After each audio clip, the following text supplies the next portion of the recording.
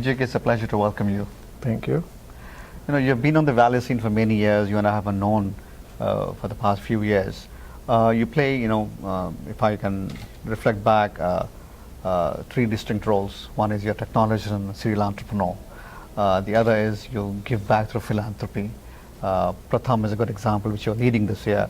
And of course, mentoring and giving back to society in terms of entrepreneurship and technology is through TI. You were the convener for this year's TICon. Yes. Like every year, we try to challenge it and make it better. Correct. So I leave the order to you. You pick, and then we'll interact. Yeah, I mean, certainly, right? I mean, I started my career with an entrepreneur and in India, so I really see the, while working with him, I realized that the joy of entrepreneurship, right? So he had a couple of companies, Frenchmen in Pondicherry. So I said, hey, one day I should become one, of course, but I was just out of college. So I said, hey, let me do and I got an opportunity to come to this country through HCL. I came in early on. That was really an entrepreneurial experience for me because we were, one of the first, I guess I was the number 2 guy when he came here in terms of headcount.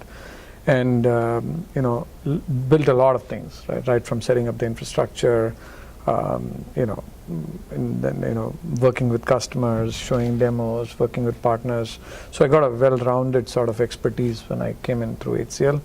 And that really, several years later, I went to semiconductor industry. But around mid-90s, I decided to become an entrepreneur myself. So got a good run running, founding and running GDA Technologies.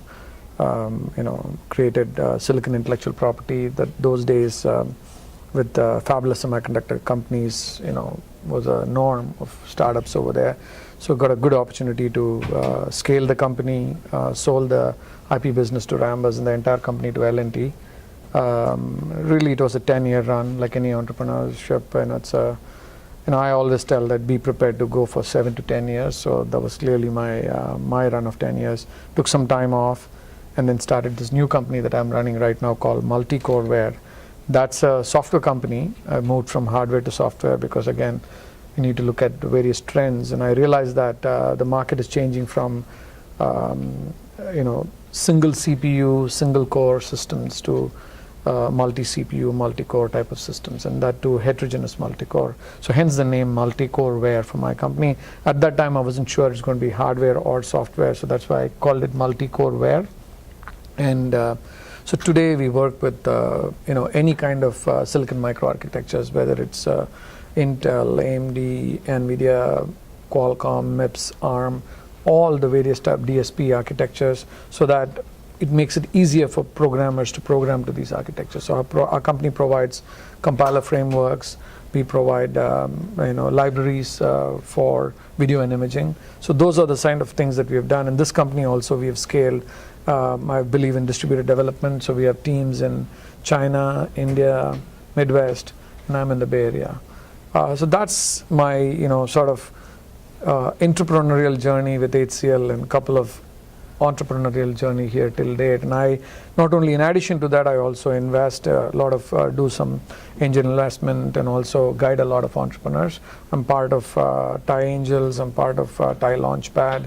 In addition to that, my company also invests in a lot of other opportunities. So that's been my sort of my own entrepreneurial journey and also how I help customers, right? But around early 2000, again, inspired by the FFE. FFE is an organization that educates, college-going children, especially for professional institutions in India. I learned about that, and I said, hey, that's a wonderful thing that they're doing. I also want to get educated, to get engaged in education-related nonprofits. So from then on, I started working with multiple organizations with respect to education. So started working with Pratham, India Literacy Project, Families for Children. These are all organizations that I'm involved with actively, both in terms of giving money and time to help them, scale. So in that role, I've been a board member for Pratham for several years, and this year I became the president. You touched upon, entrepreneurship and entrepreneurship when you came here. Obviously, the technology scene and the corporate scene was different when you were at HCL and then you left it. But today, when you talk to emerging entrepreneurs, mentor them, invest with them. Where do you see, because this is a very important moment for entrepreneurs to see, where do I leave my corporate job or big company job, which I have gained experience with the last 10, 12 years, and this is the right moment for me to take that risk and jump into entrepreneurship? Yeah, I personally, I always, coach, right, anybody, I mean, including my own, charity starts at home, so I tell my wife, my children, my brother, everybody, I said, everyone has to experience entrepreneurship, right? And you don't experience that unless until you jump into it. Sometimes eyes closed and, start learning how to fly, or, that's typical story you hear about. As an entrepreneur is somebody who jumps down the cliff, figures out how to fly a plane or build a plane and fly it, right? But what I'm trying to say is that you got to try that. And again, let's face it, right? Not everybody is an entrepreneurial kind, because you need to have certain level of grit, certain level of agility. All that stuff is needed for you to be an entrepreneur. But I always encourage everybody to try it once, right? And the sooner you try it, you're better, right? Because a lot of times you get into into a mold, right? I mean, I just I was at the lunch with Luminary session. A lot of people are asking, when do you decide to be an entrepreneur? My thing is that, if you even had 1% or any even thought in your mind that one day you want to be an entrepreneur, try to be an entrepreneur as soon as possible. And how is, there are lots and lots of ways possible. While you're gainfully employed at a larger corporation, look for opportunities within that corporation to be an entrepreneur. So I was fortunate because I was sort of in a scenario where HCL was just starting over here, and I happened to be at the right place at the right time. Because of that, I got to connect with the leaders in the organization, resulted in me trying different things. It was more of, here's a guy who's willing to take on new things. So if I reflect back, you always connect the dots back, not forward looking, is that when you get on those opportunities, don't shy away. Just pick up and do it. So if you're already working for a large corporation, try entrepreneurship opportunities inside the company. Maybe somebody starting a new division, or somebody saying, hey, go start an office in China. Go try that out, right? The other thing that I always say is that you can also try to be an entrepreneur by doing something, for the lack of a better word, California loves this a lot, that you can moonlight, right? So you're getting, for your fair pay, you're getting fair number of hours commitment to your corporation. You can always try something different that's non-conflicting to your company, and try something different, right? So that allows you to teeth into what an entrepreneurship is all about. I know many people who completely try totally different businesses, right? They may buy a bunch of food chains. All these, everything is an entrepreneurship, right? You don't need to be a coding developer or whatever, then conflicts come. The third thing is that, you should look for, taking that risk, right? I mean, and you can manage that risk in a lot of different ways. Maybe you change your, spending plan for the next 3 years or something like that. Maybe based on that, or you saved up enough money and change your spending plan and give it a shot, really. So that if you stay in one lawyer told me this, if there is a 1,000-day test to a business, so if you can pass that 1,000-day test to the business, then chances are you will be an entrepreneur, right? So if you have the staying power for 1,000 days, then you're there. So that's one guidance I would give. So engage with communities like TIE and other entrepreneurial organizations. Read up on YouTube, watch videos related to entrepreneurship, read books, do something so that you're inching towards that particular goal. It's okay. Like I always coach everybody saying that it's okay to fail, but fail fast. Right? That would be my take on entrepreneurship in general, and you'll never regret it, right? Because that learning that it's getting a super fast MBA in a very, very short period of time, because you now have to get a well-rounded education. As an entrepreneur, when you start out, I think self-analysis is also very important. You can't play all the roles or the important role of a CEO, but you can always build a team around you and be willing to step back and let somebody else also lead it. Your advice on self-analysis? So the way I look at it is, right, so if you want to be an entrepreneur, there are 4 things that you should focus on, right? One is you need to have the idea, right? I mean, the idea that you would die for. That's the passion that I'm looking for. So even if you don't get paid, if you wake up in the middle of the night, you should be able to think about that idea. That should be the sort of vision, mission, the problem that you're going to solve or whatever, right?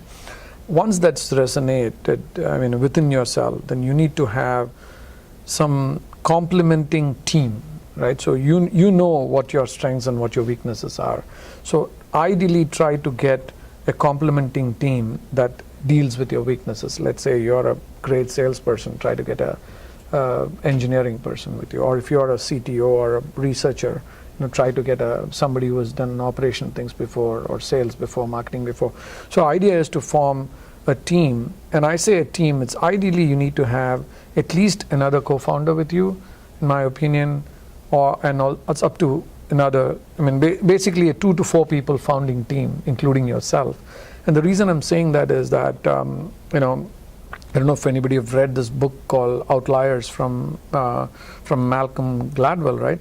He talks about getting to 10,000 hours in any discipline. So think of it that you want to solve this one problem, and there's productive hours of 2,000 hours a year. And if you had a team of 3 or 4 people, within 2 years, you'll be able to get to the 10,000 hours on that problem, and whether you'll know you're going to make it or not. That combined with your 1,000 day to the business, right? So if you follow these two sort of equation, then you will get there. So my thing is that first have a problem or an idea. Second one is have a solid team that complements so that you can get to 10,000 hours together. Third one is you find understand the market very, very well. Understand the business model, who's going to pay, how they're going to pay, and all of that stuff. And then the last one is find the first customer. Then you're ready to launch your company and be an entrepreneur. Yeah. You had mentioned, giving back. You took over. You've been part of Pratham for a long time, but this year you took over as president of Pratham. It's a very important organization. A lot of good service that happens. Wanted you to share, your experience with Pratham.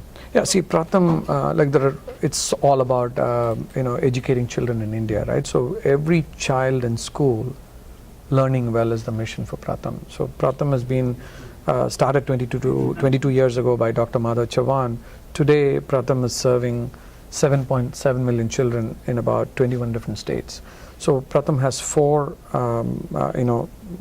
points in terms of how they touch. One is primary education. So children in India from kindergarten to 5th grade, they go to school but they don't know how to read. So Pratham has a specific program called Learn India program, where they first teach you how to read, then you read to learn. Essentially you learn, you become a learner. That's the first one. They also do vocational training for kids who are old enough to do some vocational training, in 7 different disciplines they train so that they can get an employment very, very quickly. Third one is Pratham's open school program to educate dropped out men and women to get their basic education like 10th grade. And the last and the most important one is Pratham does the annual status of education report that publishes, they do statistical data collection from 600,000 villages in India, and then they take that data and publish it by state, so that you could know from whichever part of India you're from, you would know how your region is performing in terms of their education. So with that, Pratham is making a significant impact, touching this many children, and we continue to grow. And Bay Area is an important region for Pratham supporters. I mean, Pratham, in India, beneficiaries, because we do raise a significant amount of money to support Pratham in India. So I'm fortunate to lead that, and it's been a great experience, learning about the grassroots education challenges in India. GK, it's truly a pleasure. Thank you for sharing the wisdom. Appreciate it so welcome. much. Thank you. Bye.